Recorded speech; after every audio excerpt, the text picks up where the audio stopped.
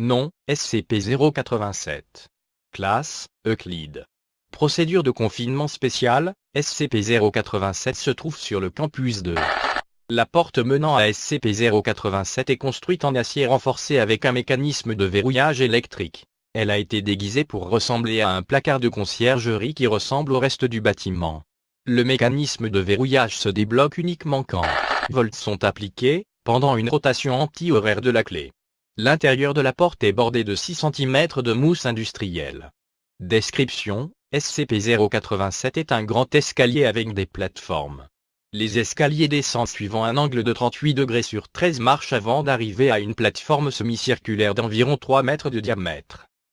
La direction de descente pivote de 180 degrés à chaque plateforme. La conception de SCP-087 limite la portée visuelle des sujets à environ 1,5 m. Une source de lumière est nécessaire pour tous les sujets qui explorent SCP-087 car il n'y a ni appareil d'éclairage, ni fenêtre. Les sources de lumière supérieures à 75 watts sont inefficaces, étant donné que SCP-087 semble absorber tout excès de lumière. Les rapports des sujets et les enregistrements audio confirment le son d'un enfant qui pleure, suppliant, situé à approximativement 200 mètres en dessous de la plateforme initiale. Cependant, tous les essais de descente de l'escalier n'ont pas réussi à rapprocher les sujets de la source.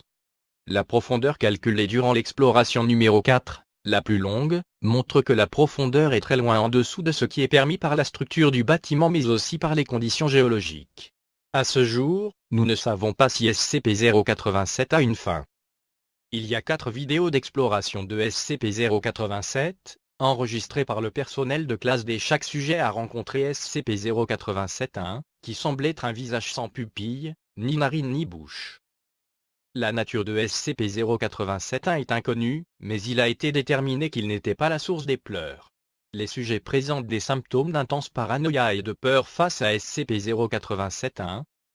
Mais nous ne savons pas si les dissentiments sont des réactions anormales, ou simplement des réactions naturelles. Addendum, sur une période de 2 semaines après l'exploration 4, plusieurs membres du personnel et plusieurs étudiants du campus ont rapporté entendre des bruits de frappement à un taux variable de 1-2 secondes par coup, venant de l'intérieur de SCP-087. La porte menant à SCP-087 a ensuite été rembourrée par 6 cm d'épaisse mousse industrielle. Plus personne n'a rapporté des bruits de frappement depuis.